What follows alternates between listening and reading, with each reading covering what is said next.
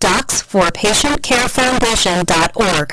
Go to our site and please make a generous tax-deductible donation and join our fight today. Thank you. You're listening to America's Web Radio on AmericasBroadcastNetwork.com. Thank you for listening. Hello and welcome. I am Roger B. You're listening to America's Web Radio, and this is the show Locked and Loaded, where we discuss things about guns, about firearms, about weapons. Well, we also discuss politics about guns, about weapons and firearms. And we discuss accessories for guns, weapons, and firearms. Bullets, and more bullets. That's right. Those would be accessories, or that's food for your freedom shooters. Speaking of food for your freedom shooters, California last week passed a law saying you had to have an ID just to purchase ammunition. And you had to have a permit and pay a fee for a background check just to buy ammunition. And you might be wondering, why on earth would this be something you'd want to do? Well, because California doesn't want anybody to have any bullets to feed their guns. So, in fact, they don't even want you to carry any guns. And to get a concealed carry permit in California, you have to show a justifiable need. And imagine that. Imagine if you had to show a justifiable need in order to vote in an election. They say voting is a right, and yet having a gun is a right, but yet you have to show a justifiable need to carry one with you? That seems ridiculous. I just got to chime in for a second. Go for it. You know, gun ownership is actually a right, a specifically spelled out right. Voting itself, the act of voting, is not nowhere in the Constitution. Right. There's no right to vote. Yeah, you right. cannot discriminate against who votes if you have an election, but you don't. There's no guaranteed right to vote in an election, a federal election. Yeah, on the federal level, nowhere in the United States Constitution is there a right to vote. So what? You know what that makes? Okay, so you have no right to vote, which is fine, but they're claiming everybody should have the right to vote. Illegals, legals, people without ID are allowed to vote, even though it's not listed in the Constitution anywhere that you have this right. However, the Second Amendment, which is clearly spelled out in the Constitution, just in case you don't know, the last part of it is, the right to keep and bear arms shall not be infringed. Meaning, don't get in the way of it, don't stop people from doing it, and that's exactly what California's done. They're getting in the way of people exercising their right. You know, the Second Amendment is one of the shortest, most concise amendments, or even, let's just go with the Bill of Rights. I mean, it is very, very easily spelled out. I mean, you can't confuse it. Yeah, you wouldn't think so. But yet, liberals find a way to twist everything to fit their agenda, let's say. So, it's hard to... But anyway, so California, in all its wisdom, has now allowed illegals to vote in local elections, at least. And, I imagine they probably won't stop at local elections. They'll probably let people vote in all the federal elections as well. But that's California for you. But now they have decided you need to show ID and pay for a background check in order to purchase ammunition. And last week they had just instituted this, and there was no information on what they were going to require, how they were going to do it. So now they finally come out with a little bit of information. It's funny that they refuse to require an ID to vote, but yet you have to have this. So, actually, anybody who wants to buy ammo in California must be 21 years of age. So that means federally you can buy a rifle or shotgun, but in California you'd never be able to buy ammo for it. And they have to pay $1 for a background check. Anybody who buys any ammo. Now you can buy any quantity of ammo when you pay the $1. But what I'm concerned about is, how long is this going to be $1? When is it going to be $5, $10, $50? And they start limiting how much you can buy. Now, this is only if you have a gun registered in the state, you pay your $1. If you don't have a gun registered in the state, then you pay $19 for an eligibility check, meaning they have to decide whether or not you're eligible to even buy ammunition. Now, it also requires that all ammunition sales go through licensed dealers. And nobody from out of state will be allowed to buy ammo in California. And you're not allowed to bring any ammo in from out of state. Now imagine this. You have a sponsored event, a shooting event. You want people to come from all over the country and compete in this event. Okay, these people are not allowed to bring their own ammo with them, and they're not allowed to buy ammo in California. How on earth are you going to have a shooting event with no bullets? We're going to throw rocks at targets. I guess. Slingshots. Right. In a shooting event, so everyone from California will be able to use their guns. Anyone from out of state will have to use something else. So it's rigged. Of course it It's is. rigged by California. California is meddling in legitimate gun shooting contest. Or even hunting. You can buy a hunting license to hunt things in California, but you can't bring any ammo into the state, and you can't buy any in the state. I don't know how they expect you to hunt anything. The whole thing is just rigged. I mean, are we sure that the Russians didn't meddle in this California decision? Well, you know, it's funny about the Russian meddling. They decided that, the Russians are meddling. We're not foreign interference in our elections, but we're going to let millions of illegal aliens from other countries vote in our elections. How does that make any sense? It doesn't make sense, which most of the time the left doesn't make sense, but that's a whole nother show. I know. But it's crazy. So basically, California has just eliminated anybody from out of state doing any shooting, unless, of course, somebody else buys you ammo and gives it to you, because you're not allowed to sell it to anybody else. And, I guess so you could give somebody money, and then they could buy it for you. Maybe. I don't know. You could be breaking the law there. There's no telling. It's really difficult to tell. But in any case, California, again, making it harder and harder to have any kind of guns or ammo. And now, no shooting events, no hunting, because you won't be able to buy ammo within the state if you're not a citizen of the state. So an out-of-state hunting license would be fairly useless, I would imagine.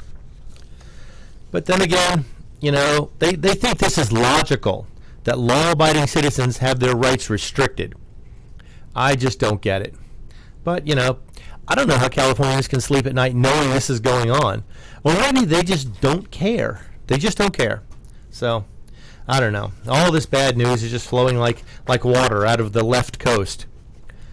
Now, here's one that was started off as a great story. There was an Alabama Ford dealership, I'm sure a lot of people heard this, that was giving away certificates for a shotgun, as well as giving you a flag and a Bible when you buy a new truck from them. I mean, that's about as American as you can get. Give somebody a Bible, a flag, and a shotgun with the purchase of every new truck. That goes together like, baseball, apple pie, and shotguns. Hey, maybe they should give away apple pies and shotguns together. Anyway, I digress. So anyway, the Ford dealership, Chatham Ford in Alabama, said they were running a promotion celebrating the country's independence by giving away the shotgun and the flag and the Bible with every new truck sold. Now, this is just American. Now, of course, they aren't just handing you a shotgun with the keys to your truck, because you have to go through a dealer, you have to fill out the forms, the 44-3s, get the background check before they'll just hand you a shotgun. They're not just throwing it in the back of the truck when you drive off the lot. You're following all federal laws and federal regulations to get this done. So there's nothing illegal here. There's nothing trying to evade any kind of, background checks or keeping everybody above board and legit. But anyway, so this was great. This promotion was running for a couple of weeks. And of course, I'm sure liberals complained to somebody or somebody made an issue about it. And now Ford has said they would like them to stop doing that. Ford has pulled the plug on this particular promotion. Now, we don't know if they said it's against policy or they weren't allowed to, or maybe they just came out and said, hey guys, can you stop this? We're catching a lot of flack for this. We don't know exactly how strongly they told them not to do it, but if you're a Ford dealer, I guess you want to make sure you keep your way of making a living, secure, and you don't want to ruin the hand that feeds you by going against their wishes. So Ford, thanks for shutting down the shotgun, Bible, and flag with every new truck purchase. Well, I guess you can still get the flag and the Bible, but the shotgun just made it all that much more exciting to me, at least. Imagine getting a shotgun every time you buy a new car. That's awesome. That's pretty American. And now you're thinking, why would anyone need a shotgun with a truck? Well, everyone needs a shotgun, a rifle, a pistol, and anything else you can get your hands on, especially now. Because the latest news, the story now is that the Antifa members, what is it, Anti-FA, which I think stands for Anti-First Amendment, because they shut down anybody who has a problem with what they're saying or what they think is right. So the Antifas are now calling for their members to start buying firearms and training themselves in the use of it. And I was going, they were already a problem. They were already violent. They were beating people. They were threatening people. I mean, they were doing everything a fascist could possibly do. They were acting just like Hitler's brown shirts before World War II. And they claimed to be anti-fascist. And it's crazy because there's nothing more fascist than what they were doing. In fact, there was somebody, I can't remember who was, said that the only way fascism will come to America is under the guise of anti-fascism. And here it is, it's here, it's arrived. And now, instead of keeping on the liberal side of things and staying away from guns, now they're deciding they want to get into the guns. They want to start training, they want to start buying weapons. Now I'm wondering if they're willing to beat people in the streets and throw things at people, are they going to be willing to use these guns against any citizens they feel are spouting what they define as hate speech, which is anything apparently pro-president in this particular case? They think there is nothing that is too far, there's nothing going too far to help remove the president, which they don't like. So, but yeah, we're going to come back and get this for another minute. Right now, we're going to take a quick break. You're listening to Locked and Loaded on America's Web Radio. Quick Steaks, that's Q-U-I-K steaks, are not just for serving meals. They are great for family and community gardens. Go online to www.quicksteak.com or contact your local land surveying supply dealer and get you a box of Quick Steaks. You'll love them every year when you plant your garden. Again, that's Quick Steaks, Q-U-I-K steaks, the truly preferred way to stake and identify what's in your garden now. The Docs for Patient Care Foundation is your way to join the fight and become a member of an organization created by doctors for patients dedicated to fighting for your healthcare freedom and preserving the doctor-patient relationship. Get a pen and paper. Write down www.docsforpatientcarefoundation.org. That's www.docsforpatientcarefoundation.org. Go to our site and please make a generous tax-deductible donation and join the fight today. Thank you. Listening to America's Web Radio, AmericasBroadcastNetwork.com. Thank you for listening. Hello and welcome back. You're listening to America's Web Radio. I am Roger B., and this is Locked and Loaded, where we talk about guns, weapons, and firearms. And just before we left for the break, we were talking about the Antifa, and they were arming themselves. Now, these are the idiots who will attack people with whatever they have. They'll throw rocks, they'll use clubs, they'll use billy sticks, whatever they've got. Now they're going to try and get into guns. And this really scares me because these people have no respect for anybody who doesn't agree with them, and I wonder how far will this go. I mean, I believe the FBI has already classified them as a possible terrorist group.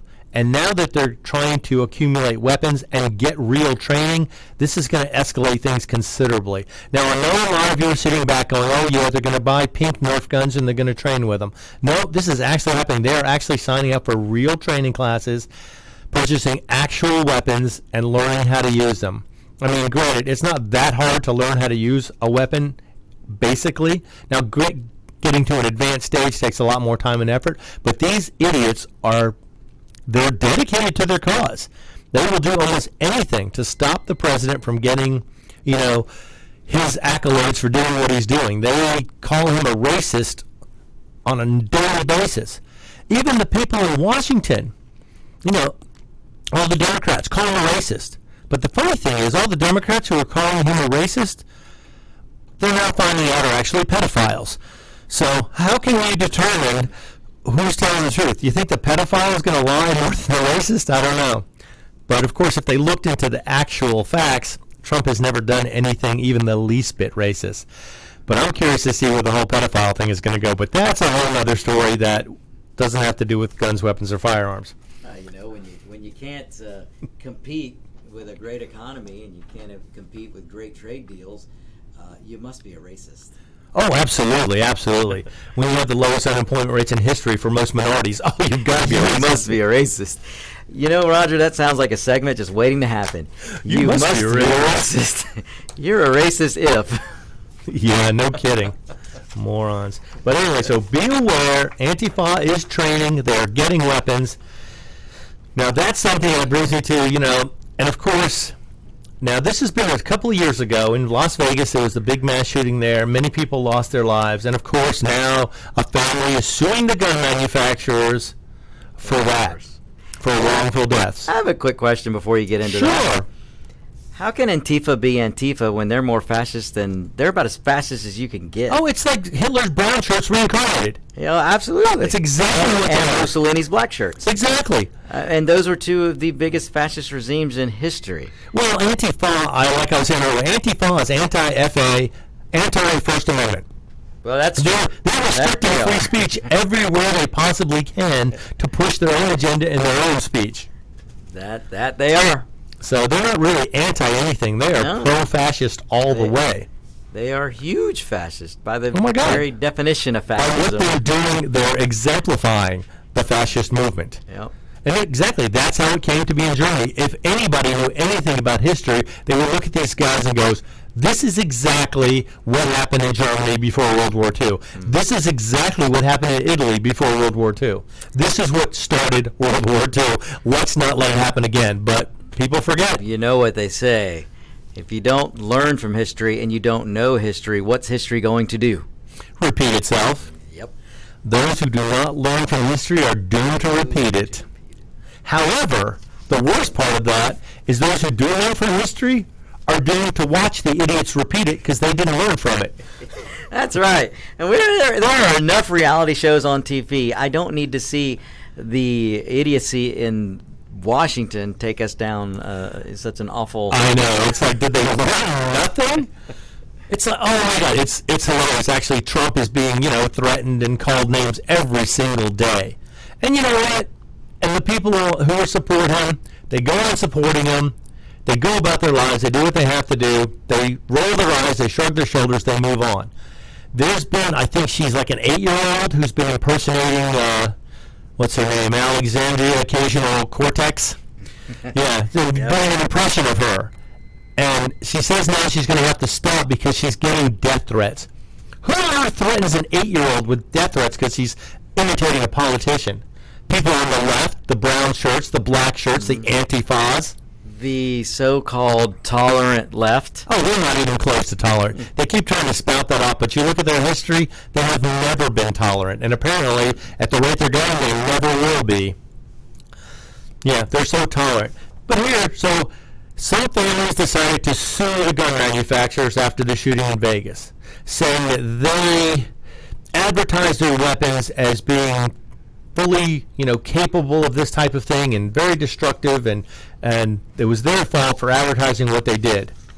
And now if you look at it, I know the bump stocks have never been advertised. I don't think they've ever done anything like that. But they're targeting Colt and 7 other manufacturers, along with gun shops in Nevada and Utah, where I guess the weapons were purchased.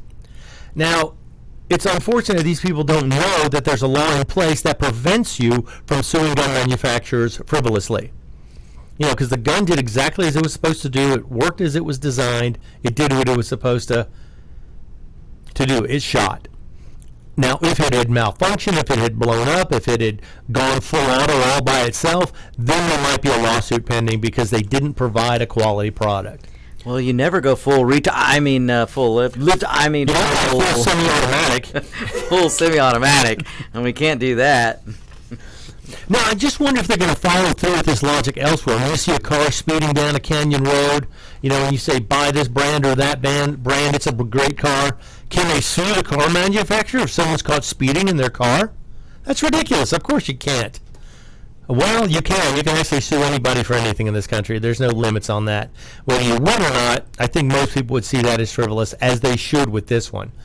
It just seems like it's terrible that it happened, but you have to hold the person responsible who did it, not whatever tools he used to accomplish it. Just like the bomb builders. You can't hold the inanimate objects responsible for what happened. It was the people behind it.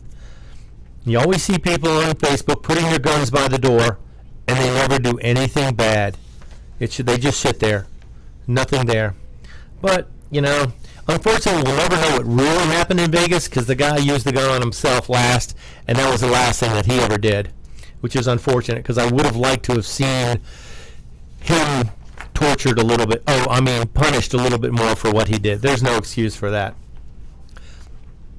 Now, but on the good side of things, Delaware had a recent vote on an assault weapons ban.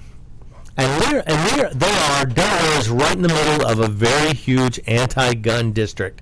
You got New York, New Jersey, Connecticut, all these northeastern states which tend to pride themselves on being more anti-gun than the next state. Instead of supporting Second Amendment rights and supporting the Constitution, they go fully against it.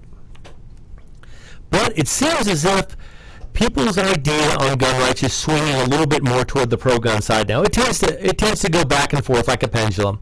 Right after a mass shooting, everybody wants gun control everywhere. I personally believe completely in gun control. Of course, my idea of gun control is using both hands. Always use both hands. Whether it's a rifle, a pistol, a shotgun, use both hands. That's the best form of gun control. It also helps you hit your target, which is, again, controlling the gun. But anyway, they came up with this vote, and it seemed like the anti-gunners thought they had this made because most of the politicians in Delaware are Democrat, and most Democrats tend to be anti-gun. Not all of them, but most of them tend to be a little more liberal. Or even the liberal Republicans, they tend to be anti-gun. So they thought they had this locked down in the bag and it was going to be ready to go and they'd get it passed. But apparently people spoke up. They had rallies. Well, it was more like a picnic. But they had a protest, which everybody sat around and basically said, we have thousands of people who are against this, and we're going to all show up and show you that we're not going to reelect you if you vote for this. And apparently it was enough to stop them from pushing through this so-called, quote-unquote, assault rifle ban, which is, I hate even mentioning that term, because it's so inaccurate. But it would have banned semi-automatic weapons, required a permit to buy and own a gun, and it would have capped all magazines at 15 rounds. Now, this may not be a huge deal for Delaware that they didn't get it passed, but I think it's indicative of the way people are having an outlook now. They're realizing guns aren't the problem. People are the problem. We've got to stop the wrong people from getting the guns. Like when an illegal alien tries to buy a weapon illegally in this country, ICE should be alerted. Something should happen. There should be a signal sent up. But no, the Congress voted against alerting ICE if an illegal was caught trying to buy a weapon. So they obviously don't want to stop the problem because they need the problem to persist in order to push for the gun control. If they actually wanted to stop the criminals, they probably could do a lot more. But, like I say, just the fact that this did not go through gives me a little bit of a light at the end of the tunnel to look forward to know that maybe things are swinging back the other way and it's getting a little bit better. So that's good to know that. Now, I want to do one thing real quick. I want to talk about, what's this guy, Colin Kaepernick or something? I don't know. He's kind of a goofball, and he had an issue with Nike coming out with shoes with the Betsy Ross flag on them. And apparently he thought it was offensive or indicative of slavery, which actually I think Betsy Ross was a Quaker, and they founded the abolition movement to abolish slavery. So basically, he was fighting against somebody who was fighting against slavery.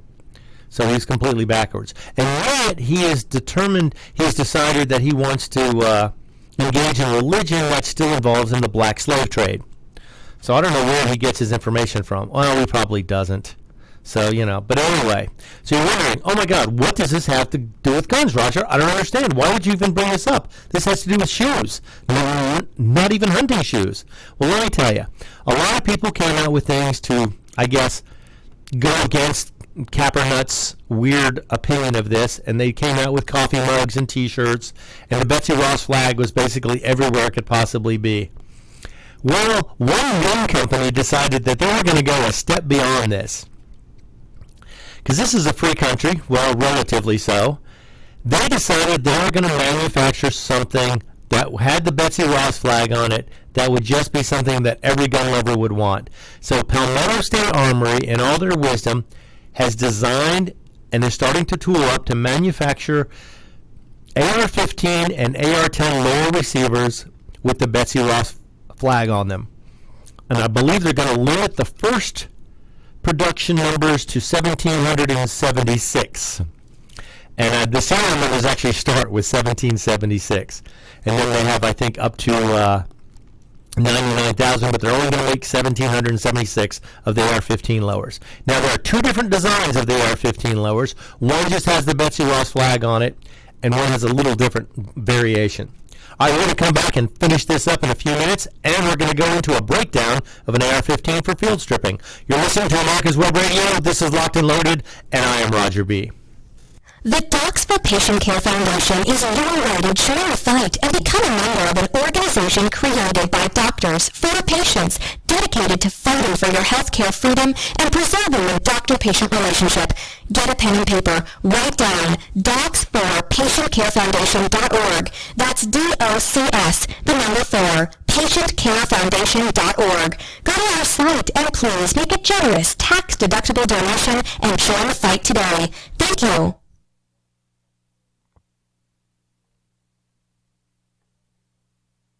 Investment demands the best, and for 45 years, Passport Transport has been meeting those demands. From manufacturers to the one-car collectors and all of the facets of the auto industry and antique auto hobby. The first and the finest with unequaled service and peace of mind. Passport Transport, your auto transportation company. Contact PassportTransport.com with your need today. Passport Transport.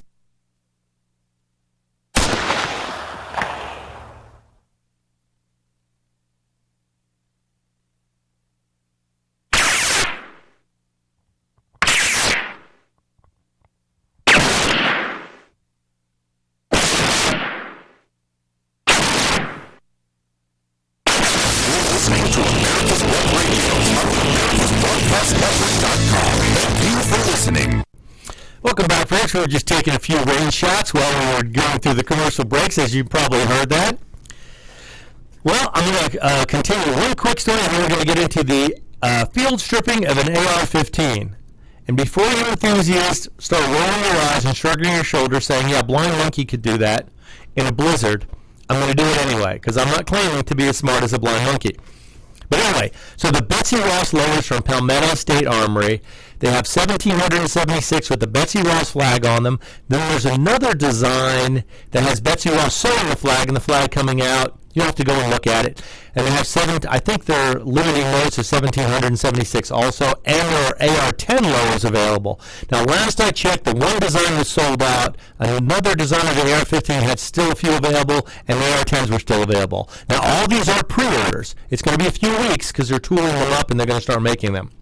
But that is how a gun manufacturer takes it to Colin Kaepernuts and Nike. So yeah, you don't have to make the Betsy Ross flag. We'll take care of that for you.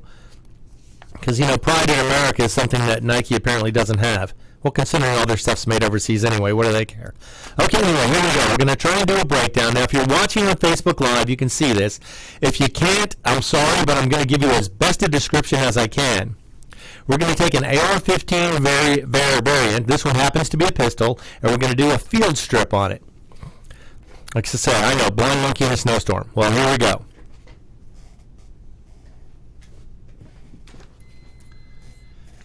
The first thing you want to do in field stripping any weapon is to check to make sure it's clear. So we're going to do that first. You got your charging handle here. We're going to pull that back. And then we're going to lock it into place with the other side with the bolt holder. And we can look inside the chamber.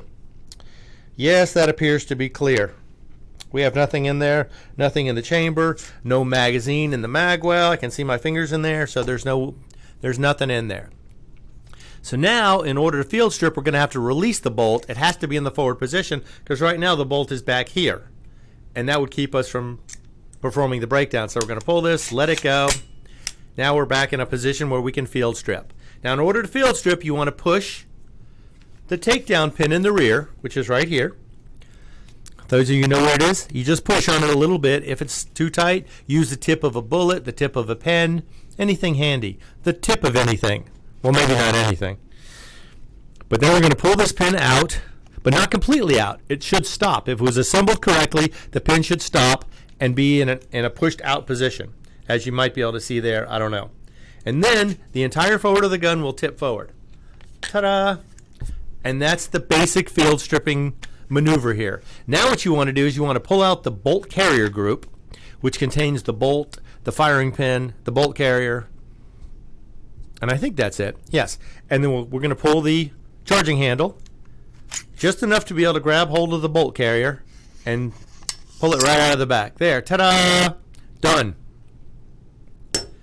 Now you probably want to take out your charging handle also. Now this is a little trickier because it fits into a little slot that goes just above the bolt carrier group, and there's tiny little notches that allow it to come out. And if you push down on it as you pull it back, when it gets toward the rear, it should pop down and come right out.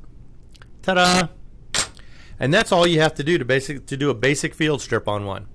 Now here you can see the trigger group is inside here.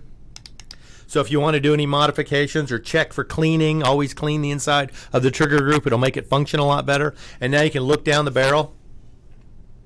Make sure there's no dirt or anything in there. And you want to clean your bolt carrier group really well. You want to clean the charging handle, and you want to clean the inside of the chamber, and you want to clean the inside of the upper receiver where the bolt carrier group runs back and forth. Now if you want to get really crazy with this or learn how to disassemble one completely, you can push the front pin out. It works the same way as the rear pin. You just push it a little bit from one side, and then you pull it out from the other side. And again, it will not come all the way out. It will stop. And then you can take the entire weapon apart into two pieces. Now you may wonder, why do I want to do this? The reason why I want to do this is because I can transport it easier. I can swap the top of the AR-15 onto a different bottom. I can swap a different caliber top onto it. I can change calibers, change barrel lengths, change everything. Now this one being a pistol, I can put any barrel length on this I want. However, if you have a rifle, you cannot put a pistol upper onto a rifle lower. That would be making an NFA weapon, which requires tax stamps and $200 fees and all that kind of stuff. So now we're going to go back together. But also, if you wanted to purchase AR-15s in pieces, this would be your lower half, and this is the upper half. What this does is you only pay the 11% excise tax on the lower half.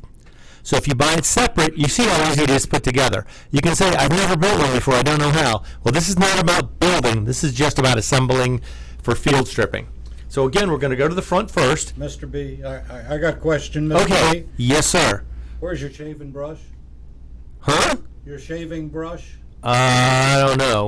What do I need to say? Oh, to clean it out with? Oh, yeah, I don't have any cleaning tools here with me.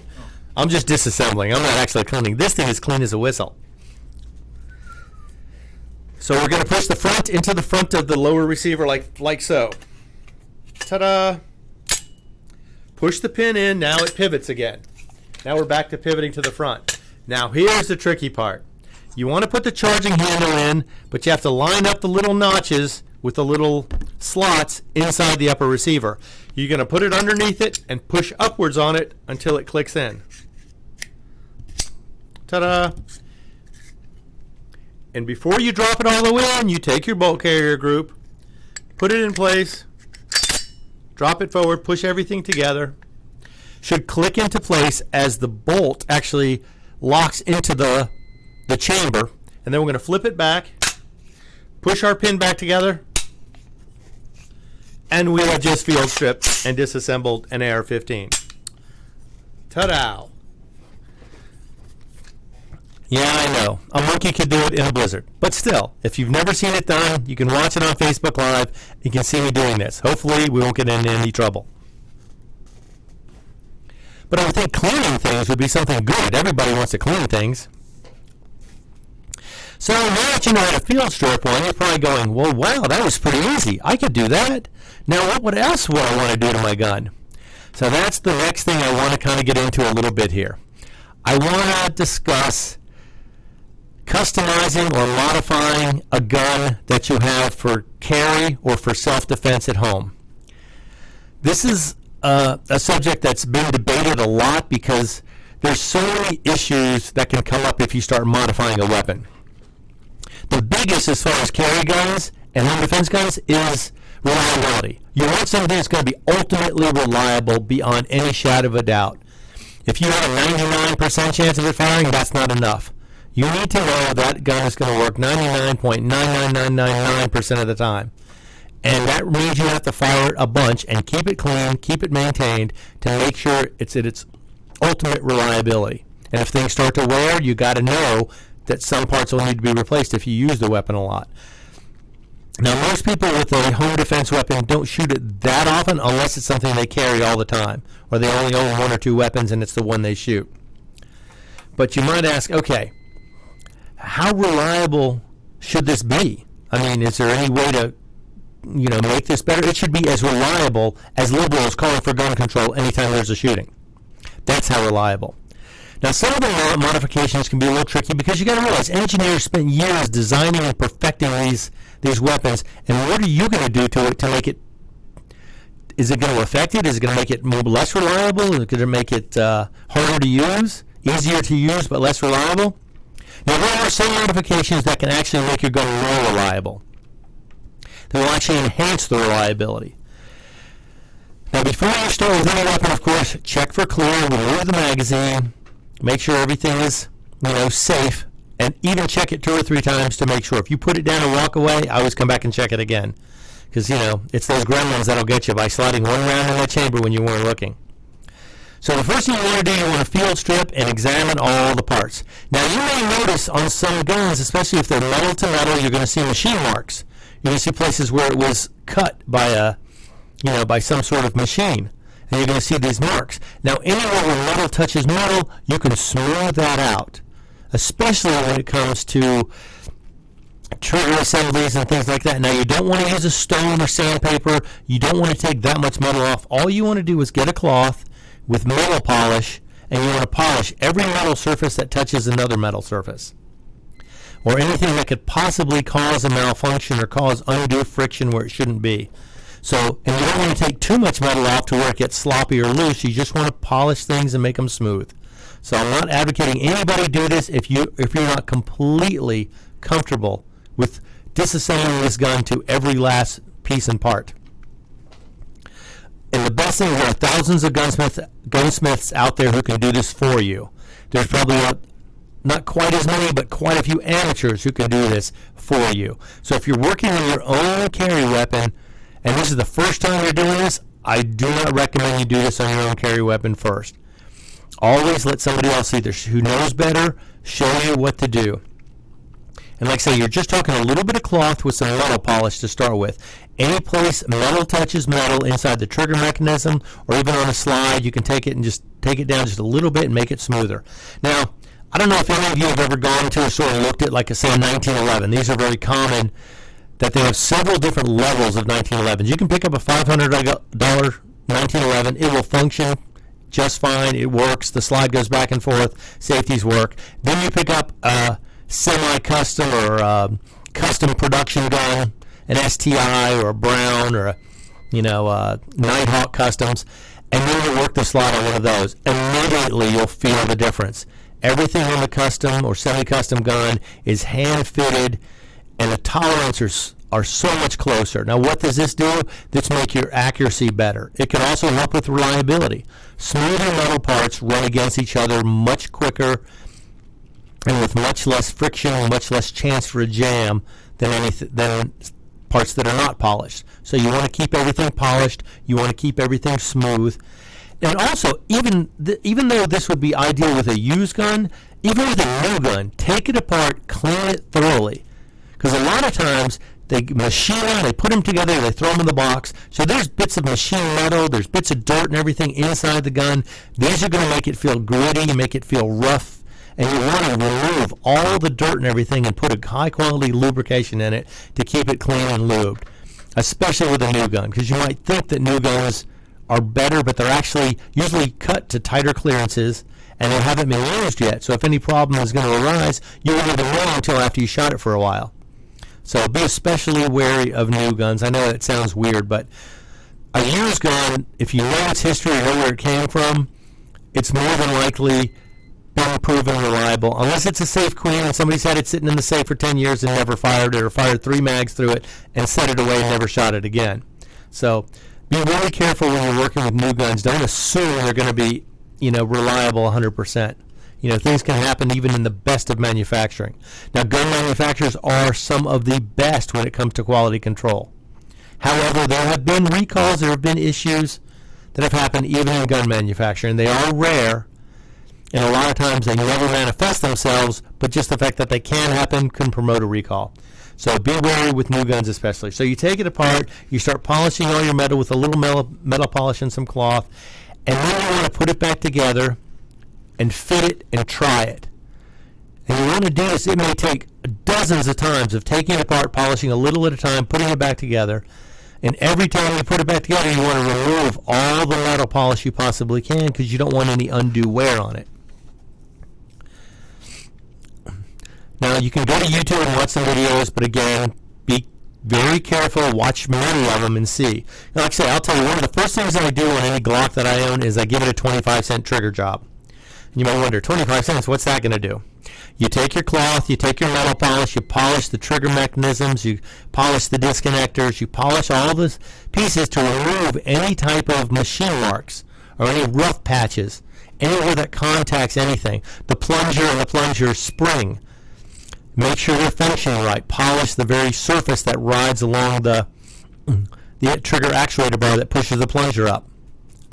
All right, we're going to come back and talk about more modifications to guns right after the short commercial break. You're listening to America's Web Radio. This is Locked and Loaded. Get your pen and paper ready. If there's a move in your near future, I'm here to tell you that the folks I used and now recommend is Aroundtown Movers. Timothy and the guys recently moved me, and I am and was totally satisfied with a sometimes not so fun experience moving. Call Timothy at 770-378-4708 and make it a good move and a good experience. Aroundtown Movers for that local or cross-country move. Timothy, Aroundtown Movers, in my opinion, are the best. That's Aroundtown Movers. Call them.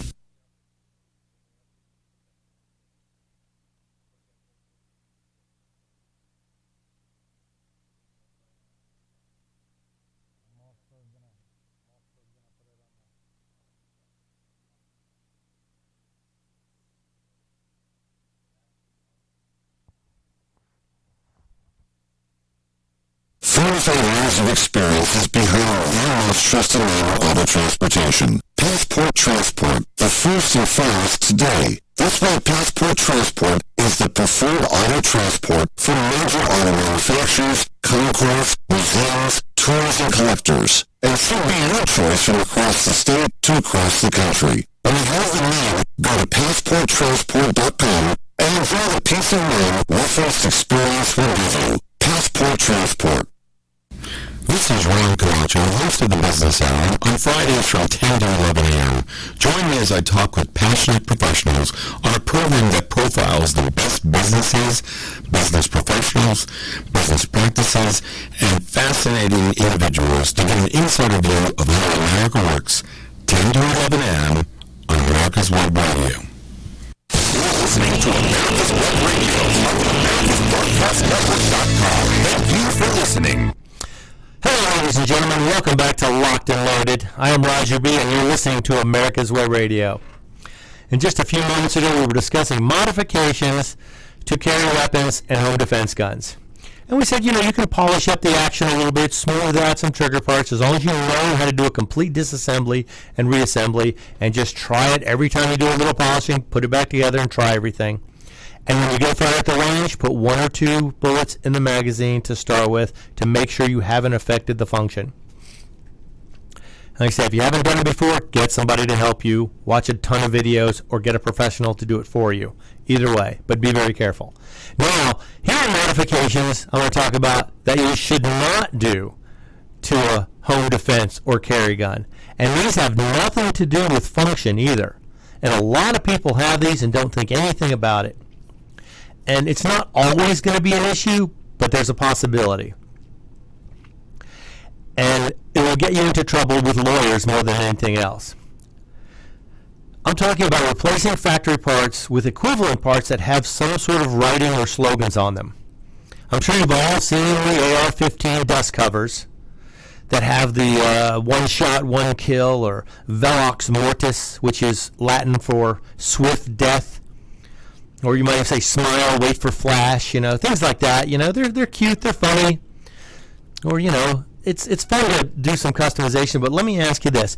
Say you have to use your own defense weapon, your AR-15, against intruders. Now, a prosecuting attorney, they'll take the weapon from you, of course, to examine it, do ballistics, whatever they need to do. They look at it and see, swift death, or, kill them all, let God sort them out. He's going to look at this, and the prosecuting attorney is going to go, now, wait a minute. You said you killed this guy in self-defense because he broke into your house, but how do I know you weren't just looking to do this?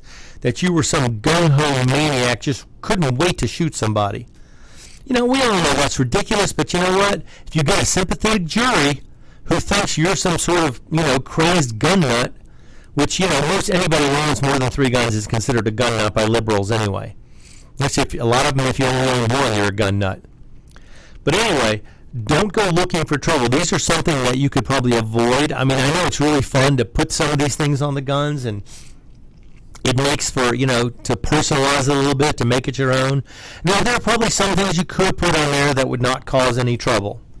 If you wanted to have something like something patriotic, or a caliber designation to say, to distinguish your 300 blackout from your 223 Wild or your 5.56, have a cover that says that on it. That would not be problematic, I would not think. But try to avoid the really aggressive slogans on any weapon that is used for home defense or a carry gun, because this is just giving lawyers fuel to burn you up in a courtroom if there's any discrepancy as to whether or not you should have fired or not. Now, getting to other modifications. Now, some of these are, you got things that says lights, lasers, optics, aftermarket sights. All of these can make your weapon more effective and will not affect the function of the actual weapon itself, but give you an upper hand in let's say, a confrontational situation. Now, sights are fairly common. That's one of the first things you change. I remember on most Glock pistols when they came out, they had plastic sights on them, and that was the first thing most people would rip off and replace with at least something metal. Even though the handles were plastic, the sights didn't need to be plastic because they could get banged around pretty easy. And so people put fiber optic sights or night sights or even just bigger, more pronounced sights that were easier to pick up. And most of the gun manufacturers have picked up on this. So now most of them offer upgraded sights on most of their weapons. A lot of them that are used for self-defense or handguns that are used even for competition especially have upgraded sights on them. So look for that and realize that if a gun has it already, it's going to save you some time and money in the future. So it might be worth it to pay a little bit more for one that's already got sights that have been upgraded. Then the next thing you want to talk about is optics. Now, optics are fairly new in pistols. We've run them on rifles for probably over 100 years, maybe 200 years. That's some sort of optic where you look through a piece of glass and you see a dot in it and you put the dot on the target, and ideally, if the optic is sighted in properly, the gun will shoot where the dot is. Now, of course, you still have to hold it steady. You still have to line it up with your target, so it's not magic. It's not going to make you, an instantly better shot. And actually, up to a few years ago, the only people who had optics on pistols were competition shooters. These are people who would run out and shoot thousands of rounds in a day, have a fully built pistol built for them specifically, and they'd run these big glass optics on everything. But now the optics are getting smaller, they're getting much more reliable, they're getting more durable, you can bang them around more and they hold zero. So now you're starting to see a lot more on service weapons and carry weapons, especially with the advent of the Trijicon. They were the first ones to come out with a really durable, long-lasting, small sight optic for a pistol that you could run. Now you can run these on revolvers also. I say pistol, I should be saying handgun. Because technically a pistol is a semi-automatic and a revolver is a revolver, and they're both handguns. So anyway, the people who have these, it's not magic, it's not going to instantly make you a better shot. But also, there are companies coming out with holsters that hold these optics and keep them protected while they're in a holster, so they actually can be easier to carry. Because prior to just a few years ago, you had to make a holster that would accommodate it or cut it out around the optic to make the gun fit in your existing holster.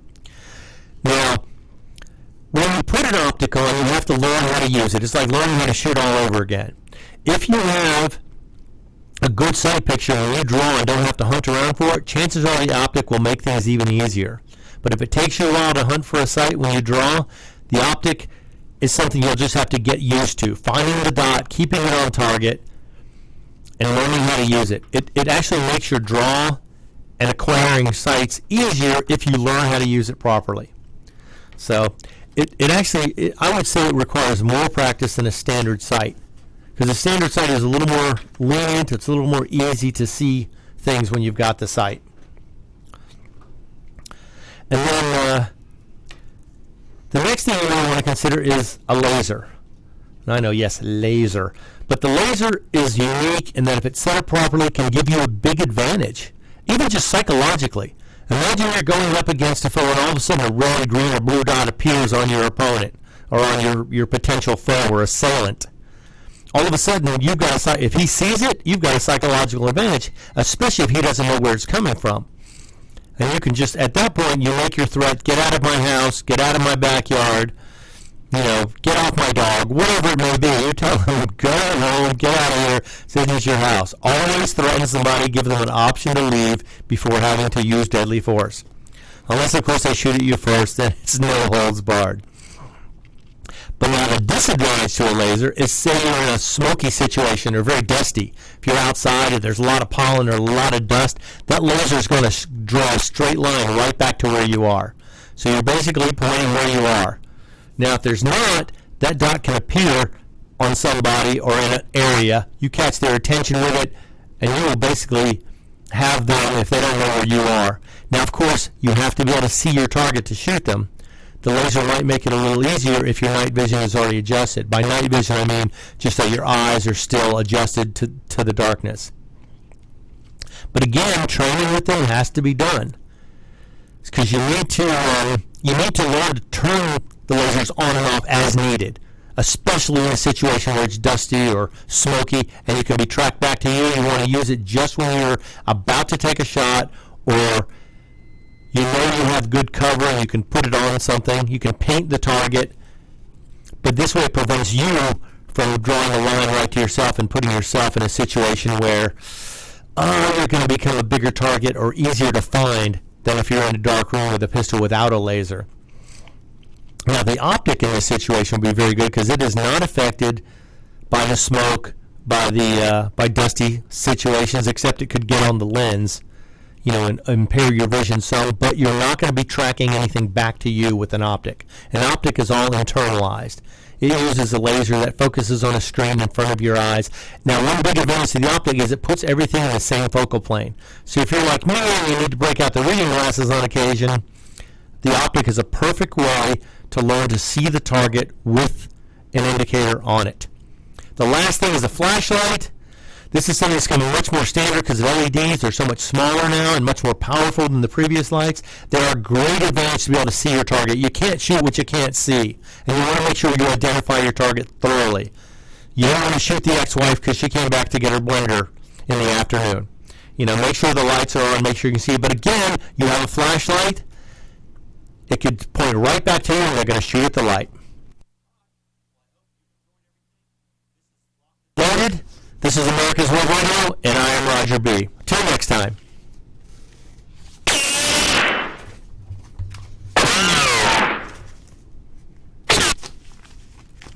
Perhaps you are struggling to cope with the disease of addiction. If not, you probably know a family member or friend that needs help in battling the cravings and the personal and professional damage done by the effects of drugs or alcohol. Get a pen and paper and be ready to write down the following. These are the issues that the trained staff at the Atlanta Healing Center address and treat every day. Their doctors and counselors with over 40 years of practice in the field of addiction can treat the suffering individual in a thoughtful, compassionate, and experienced manner and guide him or her along the path to recovery.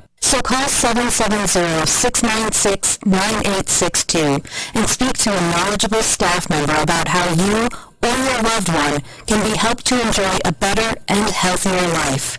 More information is also available on the website at www.atlantahealingcenter.com.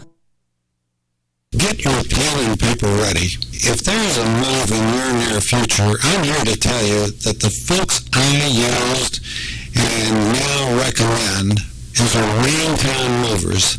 Timothy and the guys recently